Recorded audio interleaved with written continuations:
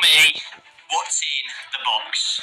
I think as Oglądam. the 10-year anniversary is upon us, I will give this as my gift to the fan base on this 10th anniversary. What's in the box is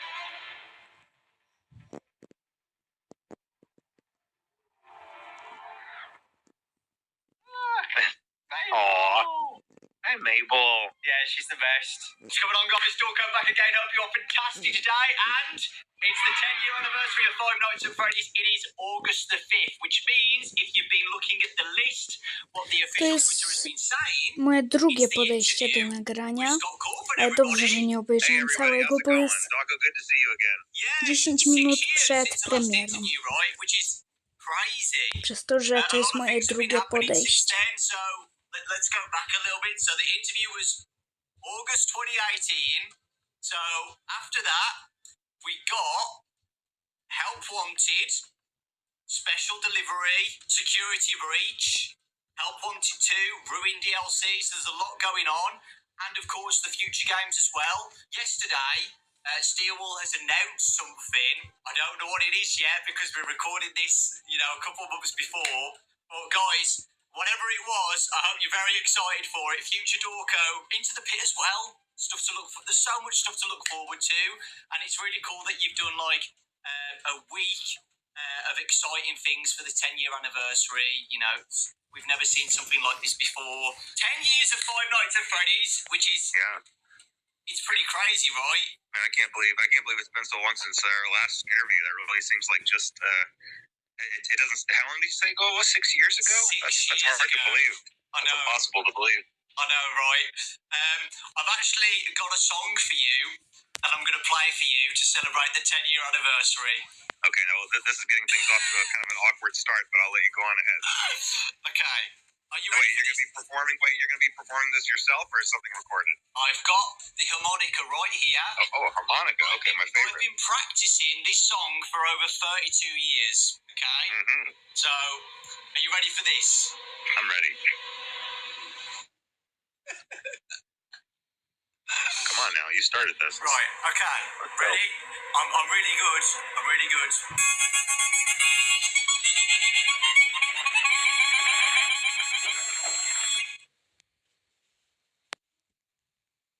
Now, I will admit that I couldn't actually hear that. I don't know if your thing was cutting the audio out. Well, I actually played a spell. Oh. The spell is from 1864 by a wizard named Dewey Muscrewy. Okay. That spell has now hypnotized you to tell me all the lore of Five Nights at Freddy's. Oh, jeez. Now, I thought we talked about this in advance. Now, listen. This is a bad idea to start talking about lore. All right, well, here, you have to give me specific questions, and I'll see what I can answer for you. I was joking. But I make no promises. Scott, tell me what's in the box. Wow, just direct. Just out and direct, just like that. Yeah. Well, look, okay. It's the 10-year anniversary, okay? And even though I like to be elusive, I like to kind of tease the fan base. I like to, and I do like there to be an air of mystery about things. Sometimes I do let things go on for too long. And I understand that sometimes things become not fun anymore and things can become frustrating for theorists. So, okay, I think as the 10-year anniversary is upon us, I will give this as my gift to the fan base on this 10th anniversary.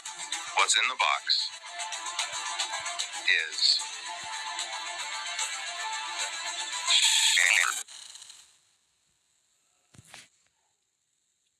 Szkoda, że się nie dowiedzieliśmy. Oh my God. And that's about it. And that's it, man. So like we've been speaking about, 10 years of Five Nights at Freddy's, which is a crazy amount of time. I can't believe we're still here.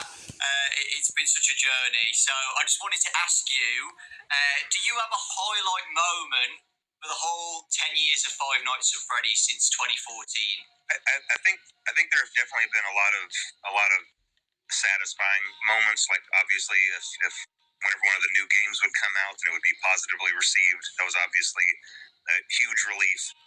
there's never been any goal other than just giving everybody what they were really hyped up about. Because when you see everybody getting hyped up and getting excited, if suddenly something comes out that just is a big letdown, there's no greater fear, I think, for a game developer. So that was always satisfying and a relief. But I think the biggest highlight was probably just going to the movie theater to watch the movie when it finally came out, because behind the scenes of all of the games throughout the years and behind the scenes of all the books being written and everything else, there was always the movie. The movie was just a slow burn project, even just starting as late as 2014.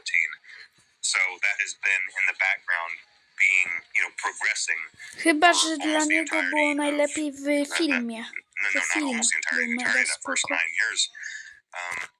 So to be able to actually go sit in the theater and hear the reaction from everybody and hear the fans really enjoy it, that was definitely a moment of just real happiness for me, I think. Literally 9 years, having ups and downs, getting the script right as well. I know you've said on post before you've had so many scripts made for the movie.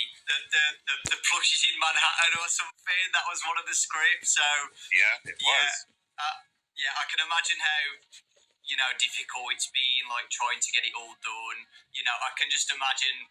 Well, I can't imagine it because I'm not you, but when me, Raz, and Ryan and Baz went to a premiere for it and sat down at the cinemas, and we all looked at each other at the end, and we had to we couldn't believe it, and we didn't even make the games. We've been there since basically day one, but we all said, imagine how Scott's feeling right now, just sitting down and seeing it actually, on the big screen. It must be a crazy feeling.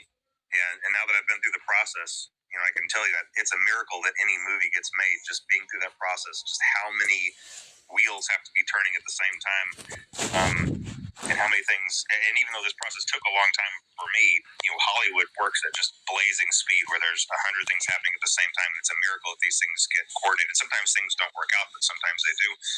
On the day that I was driving to New Orleans and the shooting was supposed to start the next day, on that drive, I was on the phone. It was like a 5-hour drive from where I was. I was on the phone the entire time trying to finish contracts and finish negotiating points, because there were still open items with, there were still things that needed to be resolved with Universal, Blumhouse, the Actors Guild, the Writing Guild. There were just Louisiana. There were all of these things, and any one of them not being settled properly would mean we couldn't start filming. And all of those conversations were happening at the same time, and all of them depended on one of the other ones. And so that was a very stressful drive, but that's the way that Hollywood works. There's a million things happening at once. It was definitely a whirlwind, but to see all of those pieces come into place, it was pretty remarkable. And yeah, like you were saying, just all of the scripts, starting just with 2015. There were a couple of deals that weren't very good that I'm very fortunate didn't pan out. But then whenever I was with Warner Brothers briefly, that was a good deal, and I was very, very grateful to have that. But even that, whenever the stars seemed to have aligned, things just didn't work out there either. And so I was really fortunate to meet up with Jason Blum and get to have that deal with Blumhouse. They had a lot of faith in the project, and they were following my lead on a lot of things, sometimes to a fault, because lots of times I would throw things out and want to start over. But, they were with me the whole journey. They were with me, and they believed in the vision. And everybody just had the fans at heart. That's all anybody wanted to do. Everybody was just making sure that every part of the movie would be something that the fan base would look at and recognize or relate to or connect with. And I think in the end, we were able to accomplish that. And I'm just really happy with that. And I think we landed with just the perfect cast, which, again, that almost didn't happen either. There were a couple of instances where someone else was about to get a part, and then something would happen that would make that not work out, and then someone better would step in. And I've said this to my contacts at Blumhouse. minut. numerous times Myślałem, over że this za last jakieś 6 months since the 40 movie came minut. out, thinking, aren't we glad that we got like Josh Hutcherson for this role? Like, isn't it great we had Elizabeth Lale for this role? Isn't it awesome we had Matthew Lillard for this role?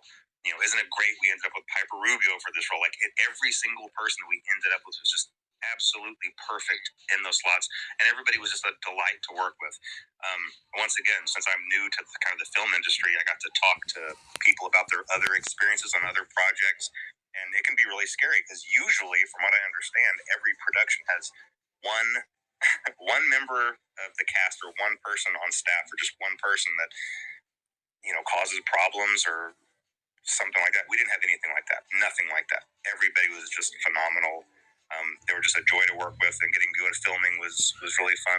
So it was a really fun experience. And in the end, I'm just happy that the fans were happy with it. Now, that's not to say the film didn't have it's places where it could have been improved, and we're all good. You know, and me and Emma and Jason Blum, we're definitely chat about that and looking to make sure the second movie is a step up and an improvement. So lots of good things to look forward to, I think. Yeah, it's exciting. And yeah, you're right about the fan reaction. The fans absolutely loved it. Like, we all can't wait for the next movie. It's so exciting. And I'm so glad, like, it's actually happening as well. So yeah, exciting times. So yeah, you said that you've got a highlight of the 10 years of FNAF. If you could go back and change one thing in those 10 years, do you have anything that you would change? You can't say the box. No, you know, the one thing I would change, I wish I could go back and have one more shot at FNAF World. I really, really do. I know it still would probably definitely be the oddball in the series, no doubt. And maybe it would still have been a poor decision in general, but there were just a lot of bad decisions made at the beginning of that project that doomed it from the start. Like, I was making it with mobile in mind, so it was a really slow resolution. I was thinking about it as a game on the Jednak phones. chyba powie. I tried to make the whole game on one frame in Click Team Fusion. That just means I wasn't allowing it to be as big as it could have been. I was trying to cram it all together for my own convenience. There were just several decisions that were made that really hindered that. And also, I was in a rush because I was getting a little arrogant, thinking that, hey, anything I make is going to be gold, you know. And I definitely ate some humble pie with that really, really quick, and I learned that is not the case. And so I've tried to be very careful not make that mistake again after that. But yeah, you know, if I could go back and change one thing, I wish I could maybe work with a different developer and just really make it a high resolution game, get in some really good graphics, maybe get someone else to, you know, help me with those graphics. And it could have been a good game. Who knows? Maybe somewhere down the line, if I get really antsy about it and have a lot of free time on my hands, maybe FNAF 2 or FNAF World 2 might be a thing. Yeah, I was about to say that, you know, you could still get a different company to do a FNAF World game. It's not over yet. I think I've said this to you before. I love FNAF World. I think it is so underrated, and I always say FNAF World is underrated. I love it so much. There's just a charm to it. I really do. And I know you don't like it, but I absolutely love it, man. I really do. I love everything about it. If I had allowed myself to work on it for one more year, just like really double its development cycle and let it be a high res game, I bet it would have really been something. But like I said, who knows? Maybe for the sequel someday. Let's move on to Steel Wall.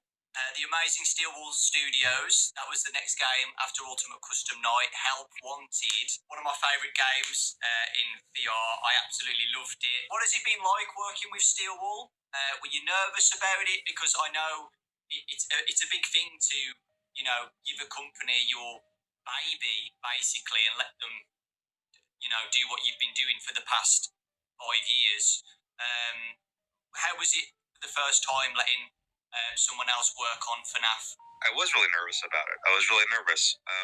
You know, I went several years still doing it by myself, even after I had the financial ability to pay other people. Again, I wasn't in that mentality of being able to do that. So even though I could have done that, I was still doing things just all by myself, all the way through Pizzeria Simulator.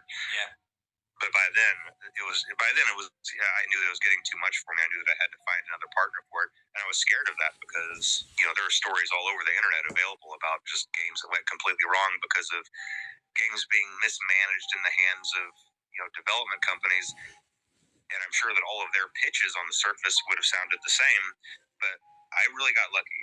For that reason, I really feel like I got lucky because whereas I probably could have accidentally ended up with a company that did botch something, I didn't. I think I really honestly believe that I landed with the best, which is one of the best development companies.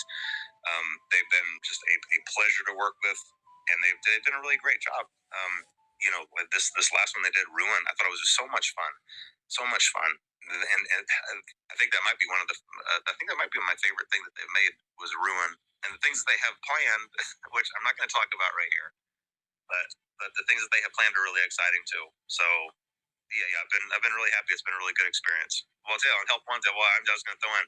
I'm happy with how Help Wanted came out because at the time, and I don't have this anymore. I don't have a 3D. I don't have a VR setup anymore. But whenever the first Help Wanted came out, I did have a VR setup, so I was able to beta test. And of course, I was leading the charge to want to beta test my own games. I got into the Fun Time Auditorium and I noped out of it. I took the headset off and I immediately got on the phone with Steel and said, I'm not doing it. I'm not going to test it. You test it. You're going to test it. You'll find someone else to test it. I didn't even get jump scared by Foxy. I was just in there in the darkness, and I knew I wasn't going to do it. And I never played it again. And I never played Help Wanted. And I never played Help Wanted 2 either. And I'm not going to. People need to understand it though, right? Because in the past, like when I've obviously done videos on Help Wanted 1 and 2, I get a comment saying like, it's not that scary, you're overreacted, it's not that bad. But you don't know until you've literally put on the headset, right? Yeah. It's completely different, just watching it from a screen compared to having the actual headset on. It's terrifying. Yeah, completely different experience. My other question, Glitch Trap is one of my favourite characters in FNAF now. I absolutely love Glitch Trap. What are your thoughts on Glitch Trap as a whole with the development of Help Wanted? I love the character. And I know that this is kind of one of the places where I know there's a little bit of a divide with maybe me and the fan base, or maybe just within the fan base, because I always lean sci-fi. I have a tendency to lean sci-fi, even though I try to come back into the roots of the supernatural instead. But I can't help my inclinations to lean sci-fi. So anything that involves possession of AI or possession of machines or circuitry, I love that sort of thing. So I love the idea of Glitch Trap. I'm not a huge fan of the name, and here's the way that these things happen. Okay, and this happened with Burn Trap too. Whenever I'm in the planning phase with Steel Wool, we come up with temporary names for these characters. Whenever we're doing the pre-production document, I'll say, he's glitchy. We'll call him Glitch Trap. Oh yeah, he's Burn. We'll just call him Burn Trap. But then those names get embedded in the source code because they use those temporary names also. And once they're in the source code, and once someone finds them in the source code, that's it. Like that's the canon name now, and there's nothing I can do about it. And hopefully we're learning our lessons going forward to maybe find I don't know to just hone in on a better process there. Because yes, I love the character. Not a huge fan of the name, but it is what it is for now. It's the name. I love Glitch Trap's name. Can you think of a name, like, on the spot, like what you would want to call him or not? Oh, I have no idea. But you know what? A good example is Nexus, from Ruin.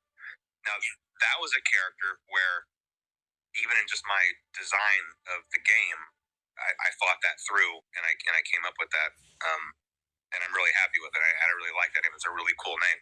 But now, see, if I didn't have one of those ready to fire off, I might have thought up something like, I don't know, Purple Trap or AI Trap or just something temporary, and then that would have been the can name. That would have been so much worse than Nexus. So after Help Wanted, we got Security Breach. Were you happy with the release of Security Breach when it first came out?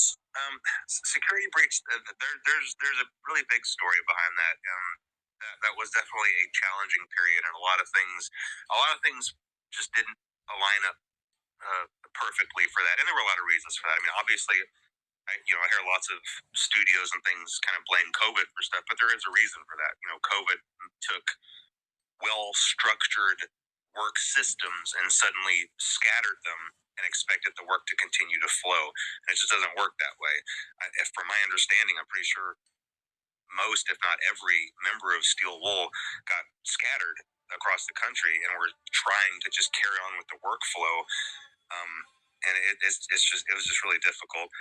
I think that's really the only example when my idea of how a game was going to go was misaligned with how things were going with Steel Wool. And I had a specific story for this in mind. Okay, for Security Breach, I really did. I had a very specific story in mind, and it is very different than the one that got in the game. And I think a part of that is the way that I conveyed that to Steel Wool, because what I was trying to do was I was trying to tell Steel Wool to do specific things throughout the game, put specific items in specific places, have specific characters do certain things, meanwhile not telling them what the story plot was. Because in my head, I was thinking, okay, when people find this, they will connect this to this to this, and it will all be revealed.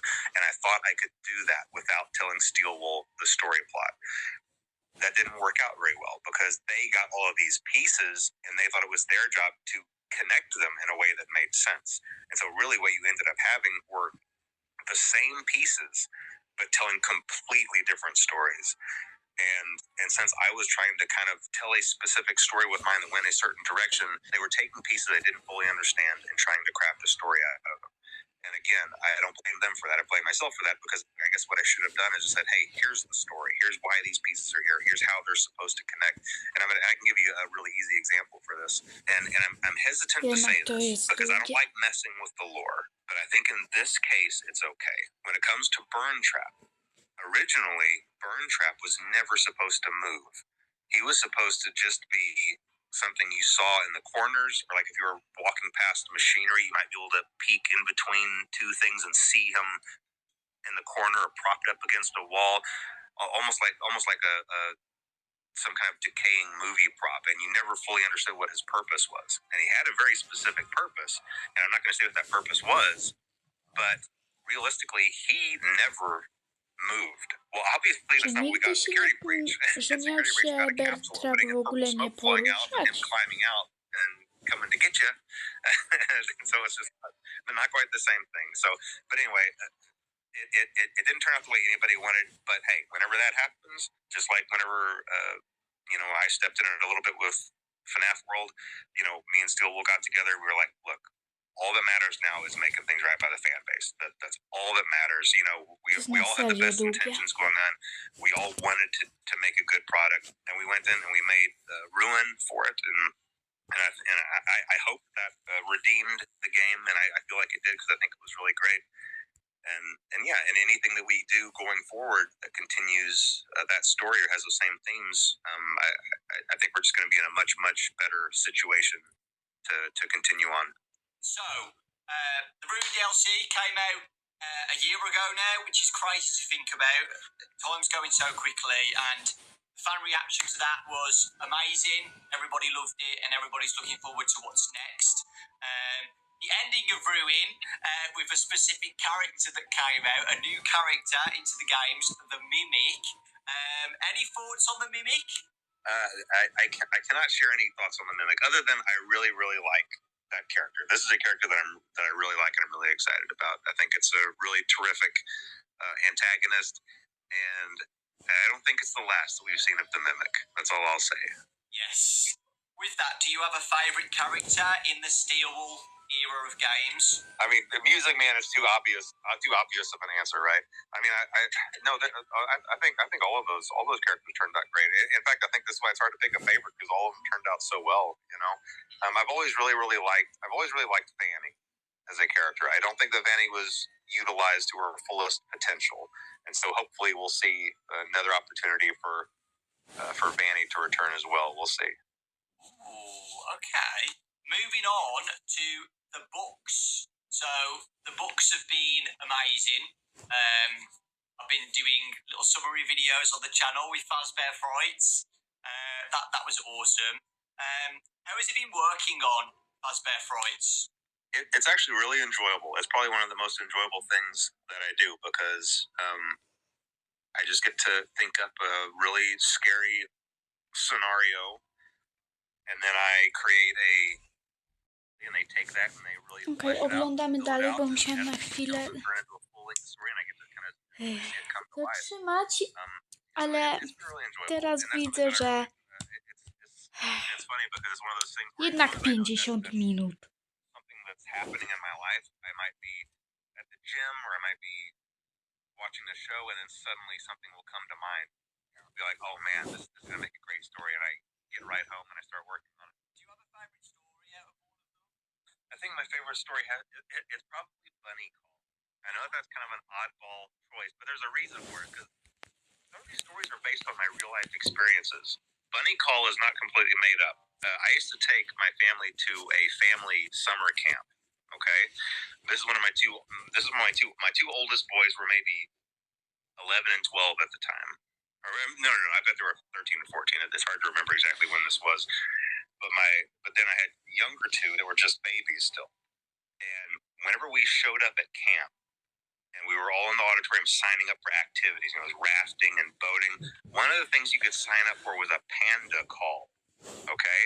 And a panda call it's a very deceiving title because what that meant is that early in the morning, a bunch of the camp counselors dressed as killer clowns would come into your cabin and scare the crap out of your kids to wake them up early and drag them off to their daily activities.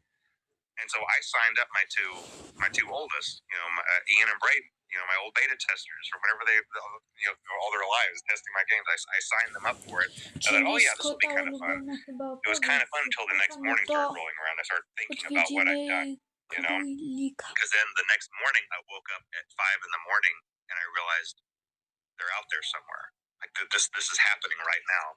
And I started listening for screams. And I started listening for noises, and I even snuck out and went outside. And it was dark, and there were crickets chirping, and I was looking around, and I just thought to myself, somewhere out here in the dark, in these trees, are a bunch of clowns, and they're coming to my cabin. and it was a really, really scary sensation. So I just went back inside, and I looked at my family sleeping. I looked at my baby sleeping, and my kids, and my wife, and I was like, what have I done? What have I done?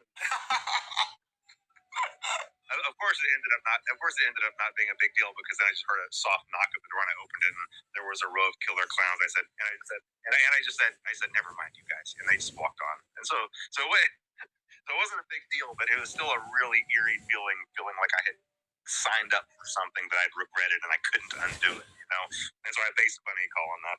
Oh, that's awesome. You said that you've got relatable stories. Do you have a relatable story with Fazgoo? Okay. Listen, anytime there's a series of a whole bunch of different things, you're going to have some that are great, and then some that's like, well, like what was going on with this? I don't know how to explain the bad, but I'm sure I had something in mind that was really great, but they can't all be winners. Now I will say a couple of the other ones that had real life connections. Sometimes you hear about people talking about their sleep paralysis demons or whatever. That's never really made sense to me, but now it kind of makes sense to me, and I don't know why it does. Yeah, every once in a while, a person you'll wake up, but you'll still be paralyzed in your sleep, and for some reason, I guess in that moment, you're still half dreaming, and so you have a tendency to still maybe see something before you fully wake up. And the Blackbird creature was mine. That creature on the cover of Blackbird is my sleep paralysis demon because I was on vacation. I was by myself. Blackbeard chyba and I don't w know what jego the snach. circumstances were. I feel like I was taking a midday nap, O, but I woke up with a jolt, and for a split second, I saw that thing standing over me, and I couldn't move, and my body was tingling, and I was just frozen up. And I was just so disoriented after that, but I never forgot that. And I knew immediately after that, it's like, I've got to get this into a story somewhere, like this crazy looking creature. That is crazy. That is absolutely crazy. I've never had sleep paralysis, so I don't know. what my creature would look like, but I hope it doesn't look like that. I don't think it's a normal experience. I don't think it's an experience you should want to have. I don't feel like it's a healthy thing. So if that hasn't happened to you, I think you're in a good place. Do you have a least favorite story? I don't know. I think it probably might be the Fazgoo. Or no, I mean, come on. It's got to be the one where the guy gets pregnant with Springtrap's baby. I'm not sure what I was thinking about. You know, again, that's one of those things where, oh man, this is gonna be really creepy. But then you step back and look at it from afar, and you're like, I don't know if this is a good idea. And I swear I wasn't picking on MatPat. That wasn't a story designed with MatPat in mind. It really, really wasn't. You know, listen, whenever you're doing these stories for this long, eventually you just run out of names, and you're going to cover all the names, you know? Yeah. Eventually I'll get around to Dawko, you know? And so if you see Dawko in one of these stories, it's not something personal. It's just because I ran out of names, you know? I don't know. Dawko is a very specific name that you'd have to get to.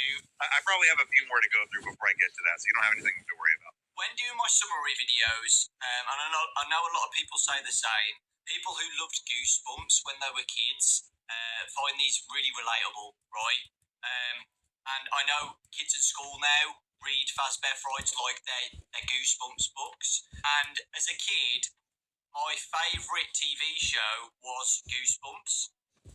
Would you ever think about or like the idea of Fazbear Frights ever being like a TV show like Goosebumps where it's like a series of some of the best stories or something adapted? Oh yeah, definitely. And that's something that can definitely happen. Especially now that the first movie came out and was successful. I think that really opens the door to lots of other potential opportunities. The only thing to be mindful of is I don't want to oversaturate the market and just create too much. And I think that sometimes we get a little bit of that where franchises have movies and too many TV shows and it just kind of waters everything down. But I really do like that idea, and it is definitely something that could happen for sure. Awesome. So the next segment is the FNAF movie. I've got some questions for you, Scott. First off, I absolutely love the movie, as you know, and I know a lot of people did as well. The fans absolutely loved it, and it did really well at the box office as well. Super successful. Congratulations to you, Blumhouse, Universal. So yeah, first question is, how was working on the first FNAF movie after waiting for so long? After announcing it back in 2015, well, you emailed me back in 2015 about it. I still remember that email, but yeah, how was it? It took a really long time to get off the ground, really just because of the screenplay. But after the screenplay was really locked in, from there, all the wheels started turning, you know, all the engines fired, and it took off, and it was a really fun experience from there. And really the screenplay just had a lot of challenges because of what it was, and it's really, you know, throughout all of those years, I worked with a lot of different directors, a lot of different writers, a lot of really talented people that eventually would end up leaving the project, but still really talented people.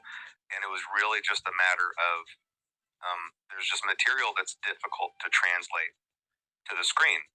And one of the biggest issues is the animatronics, obviously being the monsters in the monster movie. If I were to approach any writer of a horror movie or any director and say, okay, here are your monsters, go make a monster movie with them, that's easy. You know, you give them all a night, you go in, you just make your generic slasher, but just have it be, you know, Freddy, Bonnie, Chica, and Foxy doing the slashing.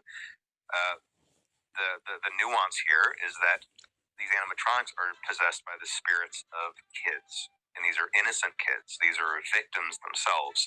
So it's very, very difficult to still have a horror movie, still have those kills that you need, but still preserve the innocence of those kids. And it's a really difficult thing to do, and there were several screenplays that did not hit that mark. And I think I was more cautious about that and more picky about that than anything else.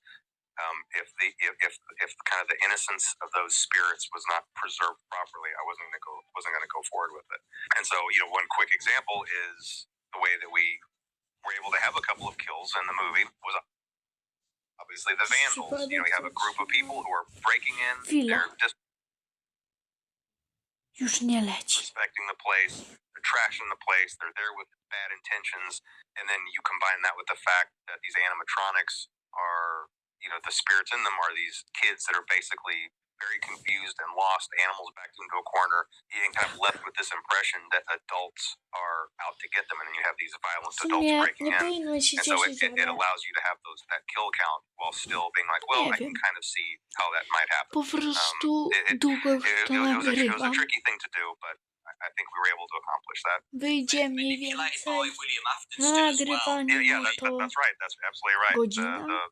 The drawing on the wall, Ja but jeszcze also kind of edytowanie, jeszcze this nie layer, mam this blanket of pomysłu na to. manipulation over them all. So all those things combined, you could see how these actions could happen, while it not necessarily being the fault of the kids. With the fort scene as well, I loved the fort scene. I know some people were a bit confused by that, like why are they building a fort? But I got it straight away. You know, you just want to show the audience that they're just kids, right? You know, were you happy with the first movie and how it came out? Yes, I am. I am very happy. I mean, look, anytime anybody, I think pretty much anybody who's been through a process like this would be able to look back. A ja And to I do this jeszcze with my games muszę too. You look back dziś, and be like, kiedy well, I wychodzi wish I to tweaked this. Well, maybe this could have been like this, or maybe this could have been like that. żeby nie było But you have to takiego just really take a opóźnienia. step back and look at it as a whole, and where it came from, all the things that could have gone wrong, and all the things that went 4 right, sierpnia. and just be really grateful that so many things just fell into place. You know, and I can give you a really quick example of why I don't want to second guess too much. You know, at the 11th hour of this movie coming together, we still really didn't have a music composer, and I really wanted an animated intro. I was really pushing to have that 8-bit animated intro, but we didn't have anybody, and really not really anybody, to have an idea of what kind of music we were looking for. 11th hour, Newton Brothers come in, and they write off that banger of a track, like absolute insane. Like I listened to that the first time, and I was like, wait a minute, do I have a theme song? Does Final Fantasy Phrase have a theme song? You know, and I called Emma Tammy on the phone. I was like, wait, do we have a theme song now? Like, I can't tell you how excited I was over that. And you better believe you're going to hear that again at the beginning of the second movie too. I mean, that was just so incredible. The Newton Brothers just knocked that out of the park. So yeah, so many things went right that I don't think I'm going to dwell too much on. Mówią chyba what I albo would go tej back na and try to do końcu differently. muzyce, As albo we tej know, na the movie was a początku. major Chyba na hit początku. in 2023, super successful, the biggest horror movie of 2023 as well. How does that feel, seeing that happen? It's nice. That part is nice. It's more important to me that if the critics had loved it, but the fan base was grumbling and saying, wait, this isn't how it is in the lore. Wait, I think we didn't like this. I don't like how they did this, and this. And the fan base was unhappy. That would be a failure to me. I'm perfectly happy with all the critics hating it and the fan base reacting positively to it. So yes, it is nice that the movie was successful. However, that is not the correct metric by which to judge the success of this movie. And in fact, opening night, which was Thursday night, you know, where I am, I went to the very first showing, and the theater was pretty much empty. There were only a couple other people in there, but it was a 1 o'clock showing. So, but still, I saw that as kind of a bad sign. But I just watched it anyway. But I went to the next showing, which was just later in the evening, and I told myself I wasn't going to go online. I wasn't going to read any reviews. I had already told everybody at Blumhouse, and I told my legal team, don't talk to me, don't call me, don't email me, don't send me charts, don't send me facts or figures. I don't want to hear anything about anything. I'm going through this whole weekend blind. I just want to experience what everybody else is experiencing. Well, before I went into that second showing, I was just by myself. And then later that evening, my whole family was coming into town, by the way. My whole family was going to come in town and watch the movie with me that night. But this showing I was still seeing by myself. I was checking my email, and I accidentally saw one of the reviews. And I saw that it was terrible. And that opened the floodgates, and I went and started reading all of the other reviews.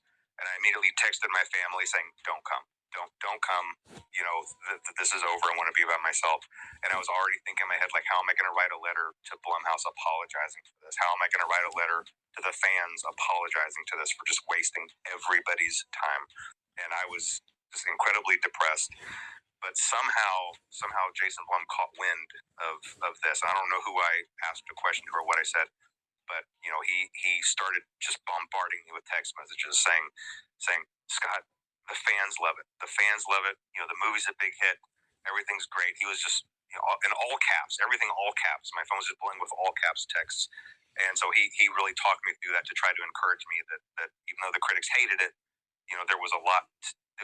There was there's a lot to be loved there by the fans. And so then I had my family come to town anyway, and we just sat in a packed theater and listened to the cheers and enthusiasm, and it really lifted my spirits. But for a couple of hours there, man, I was pretty distraught. I thought the whole thing was just a complete disaster. But it wasn't. But it wasn't. It all worked out okay. It all worked out okay. Yeah. And again, the movie's not perfect. There's definitely room to improve. But yeah, I'm definitely happy that it was. Mi się trochę in byłem general, zawiedziony, kiedy received zobaczyłem, well że by the nie fan ma base. The second movie, tych takich which is, fajnych you know, nowych it's been FNAF-ów. announced To that było it's going to zawsze be coming drzwi. out in 2025. Is it December A we filmie 2025? FNAF Yeah, no to December była 5th, tylko 2025, I think. Is there anything ucieczka. exciting to talk about on the second No movie? drzwi jak Anything you want to drzwi say? działały, ale I'm not going to nie give aż away tak too many dobrze. details, but I will say that I'm following kind of the same formula where the first movie is focused on the first game. So I'm going to try to carry on that tradition onward with future movies, and I think that is absolutely the way to go. And I think everyone's going to be really, really excited for what's planned for the second one. The first one was really challenging because it's so much setup. It's like, how do you establish all of this? But now that we have that launch pad, where to go from there came a lot just more natural. It felt a lot more natural, and we were able to really craft just a really great story, I think, and I'm really excited about it. And I won't say anything more, but I'm really hopeful that everyone's going to really love what's gonna come around December 2025. Yeah, so exciting. And is Emma back and everything? Oh yes, yeah, well? Emma's gonna be back. She did such a great job on that first one, Yeah, that's really good having the same director. So now we're going to be talking about Into the Pit, the new game that's Ja coming zatrzymam. out on Mega. Czyli Emma Tammy powróci do filmów FNAF 2, dalej będzie reżyserką. Powiem tyle. Film FNAF był niestraszny. Bardziej to wyglądałem easter eggów. Za pierwszym razem zobaczyłem It's Me i Foxy'ego, kiedy oglądałem w kinie. Więc dużo zobaczyłem. Oglądajmy więc dalej. Studios. We just got the trailer, another trailer, a couple like last week, and it looks amazing. It looks so good. How has it been working on the game based on a Fazbear Fright story? It's definitely been a unique experience. I first started talking to Meg. I mean, it's been years and years since that game has been in development, and originally it was just supposed to be a little novelty one-off, like, oh yeah, here's this będzie little parę company that makes endingów. 16-bit cartridges, and that was immediately appealing to me because I'm all about the Super Nintendo, and so if I could make something that would come on the Super Nintendo cartridge, sign me up. That was the most exciting thing, the most exciting product I'd ever worked on. It was still just supposed to be a novelty, but as the development went on, everybody was looking at it thinking, this looks pretty good. This actually looks really good, and so they just kept on going with it. They could have stopped a lot sooner. They could have stopped with just a little simple novelty game, but they just kept going. And I kept looking at thinking, yeah, keep going. And they kept going, and I would keep looking at it. It just turned into this big, full-fledged, full-sized game. So we obviously decided to venture away from strictly the cartridges, so that everybody can be able to play it on Steam and everything. But it's really unique. It's just a really, really unique game. And I do love that it really gets into just this really gritty these kind of gritty graphics that I haven't seen since the late 90s, whenever you had those point and click type adventures and you had that real kind of that pixelated art style that can be really creepy at times. I don't know. It's going to be a really unique experience, and I think that everyone's going to really be excited about it. I really do. Jeszcze będę musiał skrócić How has it większość. been working with Mega Cat Albo Studios then? w sumie Oh, nie. it's been great. It's been really great. I really haven't had to give them. I mean, I have had to give them direction, but for the most Takie part, na it's been przykład weird. They would go into the nic nie hole for skracam. 6, 7, 8 months at a time, and I wouldn't hear anything from. To the point where I thought, is this okay? And I would even I talk to the other people that I work with, like, is this game okay? Is this going to be okay? Are they okay? Do I need to check on this? Do we need to check on them over there? But then I would get an update, and it would just jest be jeden all na this pewno crazy będzie new stuff and all this crazy takie detail, this ucięcie. fluid animation. It's just crazy, crazy, crazy stuff. And then go back into the hole again for 5, 6, 7 months. And then we just repeat that cycle. But now here we are finally at the end of that road, and I think it's just turned out really great. Like I said, really unique. I think everybody's going to really like it. The reaction to the trailer has been amazing. All positive feedback about it. Super excited. People love it. The story of Into the Pit as well. Into the Pit's probably my favourite Fazbear Fright story. So with all the positive feedback about it, what do you see for the future of FNAF spin-offs made by other studios in the future? Oh, it's definitely a possibility. In fact, I'd really like them to start working on Fetch. I think Fetch would make a really good game after this. Some stories obviously cater more toward being a good game than others, but there's something really scary about the thought of something always being out there and kind of watching your house, and then trying to come in and do things for you. Like, this is kind of a scary thought. The thought that I might be online shopping looking for a specific thing, and somehow something out there is hearing that and receiving that, and then gonna come to me, sneak inside and put it somewhere without me knowing that it was there. It's just a creepy scenario. It's a creepy setup, and I think it'd be a really cool game to have to stop this thing, because obviously Fetch was out doing a lot of menacing things, to have to sneak around a neighborhood and stop this thing that's sneaking around so undetected. I think it'd be a really cool game. So hopefully that'll be the next project. We'll see. As the franchise has grown bigger, what challenges have you faced with running a franchise of this size? Is there anything you could be doing better? Na pytanie I think something I should have maybe been doing better is I should have had a better structure in place as far as people to talk to the fan base. I've always kept that on myself all during the years, and in the early years, I think that worked great because it was a little indie game, a little indie community, and then me, the indie dev, just chatting with the community and talking. But as the years go by and the franchise gets bigger and bigger, I don't know. I feel like I've slowly kind of lost touch with the fan base. Unfortunately, it's not that same. It's not that same relationship that it used to be. I really used to enjoy chatting with everybody and just kind of I don't know, and I guess that's expected because FNAF is more of a big, it's kind of just kind of a bigger thing now, and it's bigger than one person, and I can't just pretend like I can hop online and chat with everybody and solve everybody's problems anymore. Used to, I kind of could. I could just go in there and chat with everybody and resolve little problems as if it was like just a squabble on a forum. I can always just step in and solve it, but it's just not the same. And I think that I should have realized that sooner. And I'm really only realizing that this year, that I really need to have a better structure in place. And the fan base deserves that. The franchise deserves that. The fan base deserves that, to have more people in charge and running a Twitter page and official news feeds. So that there's not so much confusion about what's real and what's not real, and real news and fake news, and is this confirmed, is this not confirmed. I could have avoided years of that if I just kind of had a better structure in place with people to listen to, and like I said, a news feed and someone else to just provide better answers to the fan base.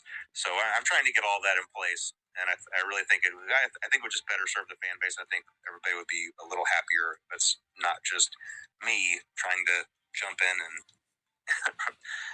straighten things out when needed. Yeah, I think the Twitter's great idea. We're recording this in June, but it was announced today. The schedule for what's coming out during that week is really exciting and really good. So people can get excited for the anniversary. They kind of know what's coming, which is really exciting. And communication like that, it's people have really appreciated that. So thank you for doing that. And looking forward to seeing what happens next on the Twitter, what they announce, and apart from the second movie to look forward to, is there anything else you could hint at for the future? Any future titles or any little hints no i to get people zapomniałam. excited for the future? one of the good things is going to be coming from Steel Wool, but that's going to be To był taki announced błąd. here in this same week that your interview is going to air. So I think that's it. In fact, I'm not sure if it was right before this or right after this. Yeah. It might have been right after this. Yesterday. Okay. And obviously everybody knows about the movie, and right now the books are these interactive books, which I read things like that growing up, and so I'm excited about those. And I've tried to add some depth into those to where you can actually collect items in them and things like that. So it's really not just about picking a path; it's about picking a path and getting something, and then going to the other path and being able to use something. So it makes it more interesting and more intricate. But yeah, I mean that's the plan for movies, games, and books. And I already told you my hope for the next Mega Cat game, and there is another game planned with Steel Wool, but that's not going to be announced Nowa for a gra while yet. So I can't talk about that. But there is something down the pipe. Okay. Even beyond what's being announced this week, there's something beyond. But I can't talk about that. Yeah, so I won't spoil anything. But I read the week before, guys, and it is good. So please, check it out when it comes out. I'm looking forward to the Into the Pit one. VIP is the interactive novel VIP another one as well? Yes, yeah. VIP is one that I did with Scholastic, just like the others, but it's just going to be free. It's specifically for this event. I mean, it might still be included in a box set later down the road, but no, for this week, it was made specifically for this event. By the same author, I believe, as the week before. So if you enjoyed that one, you'll enjoy VIP. And I really love the story for VIP. I'm not going to ruin it, but it might be one of my favorites. So hopefully everybody really enjoys that. That's awesome. I'm pretty sure it comes out before the interview. So okay, yeah. Great. Future me, if you're watching, probably loved it. There is a collab announcement tomorrow from this interview. Whatever it is, I don't know. But it seems that you've been more open with collaborations with games recently. The Funko one as well. Are you more open to more collabs since we last spoke? Czy będzie więcej kolabów? Would you be interested in whatever it is? I don't know. Like Fortnite or Dead by Daylight, have those popped into your head at all? Or I'm very careful with collaborations because I want to protect the brands and I want to make sure that Five Nights at Freddy's stays as Five Nights at Freddy's. And there are some games where even if I really enjoy the game, it just doesn't feel like a good match. It feels like a mismatch. The brand integrity is the most important thing for me, and jaka to będzie gra, bo może odpowie. Like it belongs. So that's really been my only hesitancy. I feel like I am branching out a little bit. I am a little bit more open to those things than maybe I was in the early years, but I'm still very careful about it. We'll just see. We'll see how things go. Okay. Anything else you would like to add to finish off the interview? Let's see here. No, I mean, I think things are in a good place, and like I said, I think the things that are on the horizon are all things to be excited about, and I think that everybody's going to really enjoy. The things that the fan base are really going to enjoy. and I wish I could talk about them more, but I don't feel like I can. So do you think we're going to have another interview in 10 years' time? It doesn't have to be 10 years. We can try to do this a little bit more often. Well, every 5 years? Yeah, every 5 years. There we go. Okay. Shaking your hand. Just make it a regular thing. Okay, awesome. The biggest thing that everybody has been begging me for this interview when I announced it is the box. That is, everybody just wants to know anything about it because it's the biggest mystery out of the whole 10 years of FNAF, I would say. Maybe Midnight Motorist is number 2. But yeah, I'd say the box is the biggest mystery that everybody wants. Like, even a tiny snippet of something. Help. Okay. Well, I can try to give somewhat of an answer to that, even though it might not be extremely satisfying for a lot of people. So I would encourage people to turn off the interview if they don't want an answer that they might not be happy with. But whenever I'm making these games, there are a lot of things that are in my head that are just flowing ideas. And when I have them and put them there, it's the first half of something. It's like a string or a rope just like reaching out. And I know that what's there on the other end is there. I trust that it's there. I know that it's there. And then whenever I progress forward, the rest of that just reappears. The rest of it appears and just fits into place perfectly. That's all my games have been made. I feel that there is something there, and I make the roads to get there for that to be revealed. But then sometimes when things do progress, the roads aren't always the same roads as the ones that had been planned before. And so what that means is, even though at the time something was definitely there, something was definitely reaching out to be there, and I could feel that it was there, the progression of the story didn't go there. And so those strings never got pulled on, and and the other half of that idea remained in the ether, remained in my subconscious. All of that to say, there is something in the box, but I never pursued it, and I don't know if I can find it again. And I think that that's the best answer that I can possibly give for that. Scott, thank you so much for the interview. Myself and everybody really does appreciate it. We're looking forward to the future. We're looking forward to this week. Future me is probably stressing out, playing all the demos and getting ready for Into the Pit in a few days. I'm so excited for Into the Pit.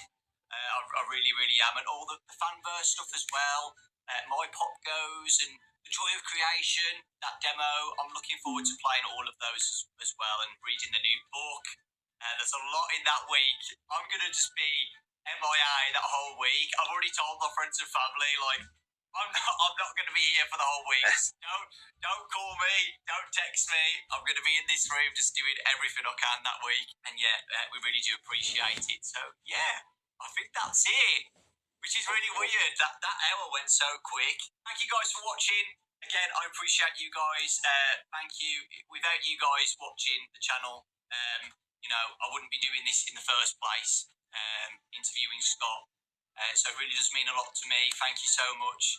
And yeah, I hope you all have a fantastic 10-year anniversary week, and you're all enjoying yourselves, playing the demos and reading the books and stuff, and are excited for Into the Pit. And Steel Wars announcement as well. That's so exciting. But yeah, thank you, Scott. I appreciate it. So yeah, we'll hopefully Dokończmy. All right, sounds good. Thanks for having me, Dawko. Talk to you later. Thank you, Scott. Bye, guys. Thank you. Okej. Więc bardzo było fajne. Więc do zobaczenia w następnym filmie.